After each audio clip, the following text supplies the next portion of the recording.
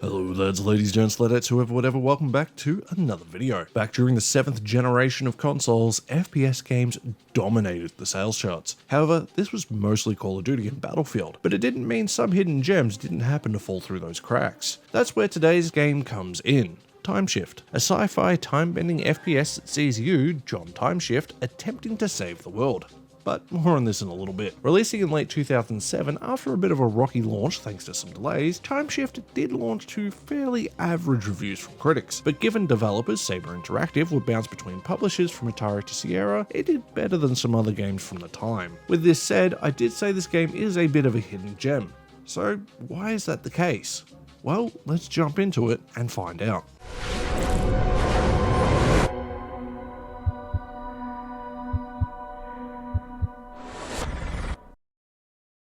It will go without saying, but there's going to be some pretty big spoilers going forward. I'm going to do my best to keep them vague, but consider that your warning. The plot of TimeShift sees an unnamed player character and a couple other scientists working on what is known as the beta suit, which obviously is the second suit of its kind, as we hear about Dr. Crone taking the alpha suit and rigging the lab to explode, leaving everyone else for dead. Putting on the beta suit, the player, thanks to an immense amount of energy from the explosions and the technology within the suit, is sent back through time, jumping all the way to 1939, where it becomes very apparent that things are not as they should be. Technology is way too advanced for the time, and Dr. Crone has seemingly taken over. Before long, you join up with the rebellion and start fighting back against Dr. Crone and his seemingly never-ending army. In order to be successful, you're going to need to make full use of the beta suit, a rather large selection of guns, and anything else you can get your hands on.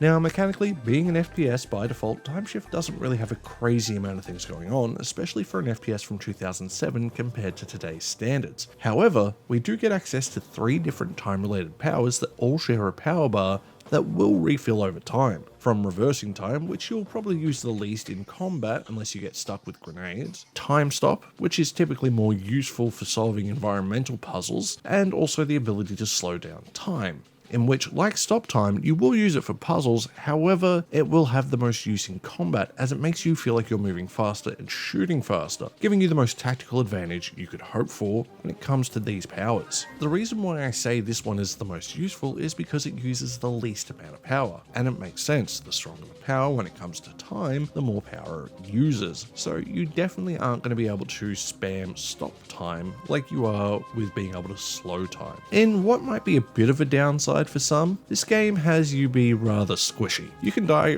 really easily, and you're going to need to make use of these powers to make sure you stay alive in a lot of the intense battles. In a really cool touch though, the powers will automatically highlight to the most recommended, allowing for you to toggle them quickly instead of having to use a button combination to use that power. If you happen to want to use a specific power, you have that option as well. I do need to note as well though, there are some points of the game where it might not seem like you can solve a puzzle given how much certain powers drain your power meter. The game does address this by giving you an audio cue letting you know that the beta suit is now fully active, at least for a short while, basically until the puzzle is solved, meaning you can now solve it because the energy will drain much slower.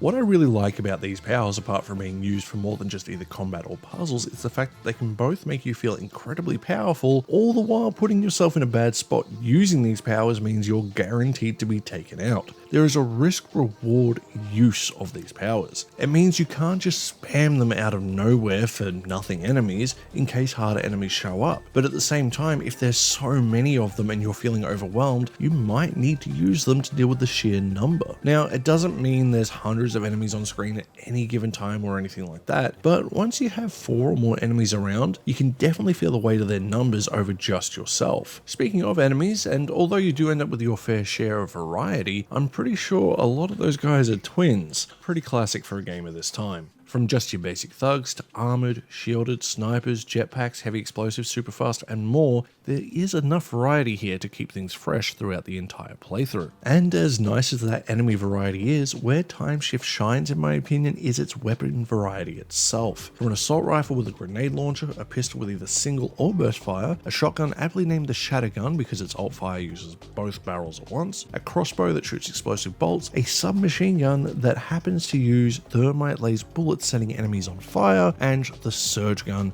which is a big ass electric gun. And although it's definitely useful, I really only used it for the final boss fight because I liked the mix of the other weapons. I also do want to say I find the designs for these guns to be great in terms of their art style. They really match the in-game universe. They look brutal and heavy, with just lots of metal being used in their construction. If I did have to fault them though, I will say the game can be a bit lackluster in the sound department, especially for the weapons. I know that not every game is going to be like Battlefield was back then when it comes to its audio department, but it's definitely something I really appreciate in modern gaming. Visually, TimeShift is okay. I find it to be well textured, and visually it is fine. There's nothing outright offensive about it, but I will say its lack of color is definitely a symptom of the time. Everything feels very grey and brown.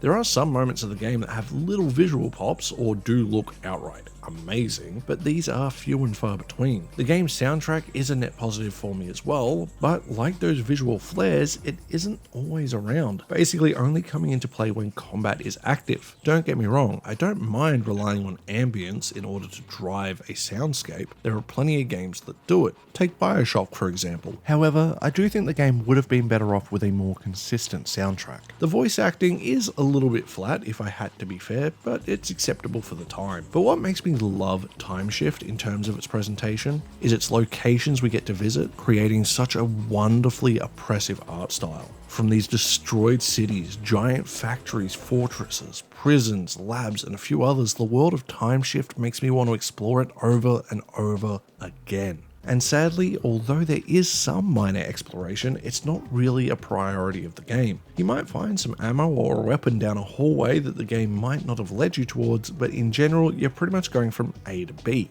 It is a very linear game, and I will say, as I have got older, I have definitely started appreciating these a lot more, because I don't want to have to spend 30-40 hours in a game to do something that could take 8 or 9, like in the case of TimeShift. Now, overall, I've been quite positive about this game. However, there is one thing I definitely need to mention before wrapping up this review, and that is getting this game running on modern hardware. As it tends to be a case with a fair share of older games, it can be a bit of a pain in the ass to get running. I tried running it a couple of times in the past in order to record, however, I would just get a black screen and the game would close immediately. However, thanks to GOG user 666KOD666, great classic gamer tag there is an easy patch to get the game running. I'll have a link in the description below, but basically all you need to do is download this patch and replace the .exe. With this said, from what I have seen on the Steam forums, some people on AMD cards are running into issues even with this patch, but I can't verify that unfortunately, as I only have my current system to go off. With all this said, I would actually love a remake of TimeShift, fixing some of the issues it has running on modern PCs, giving it some more color and giving it the audio. Maybe even a chance of getting a little bit more exploration, because again, I would love to explore this alternate timeline universe. But if I'm going to be honest, I doubt that'll ever happen. And so, lads, ladies, gents, ladetts, whoever, whatever, it brings us to the end of another video. I hope you enjoyed this jump back into TimeShift. I do love a good FPS from time to time, and I am a sucker for anything sci-fi, especially alternate history. So if you have any games, especially 7th generation games you would love for me to check out, please let me know in the comment section below. If you enjoyed the video, please consider hitting the like button. If you would like to go that extra step, you can hit the subscribe button. And if you really want to go that extra mile, you can support me on Patreon, Ko-fi, or YouTube memberships like these lovely people here. And with that, I'll see you guys in the next one. Stay safe out there. Bye.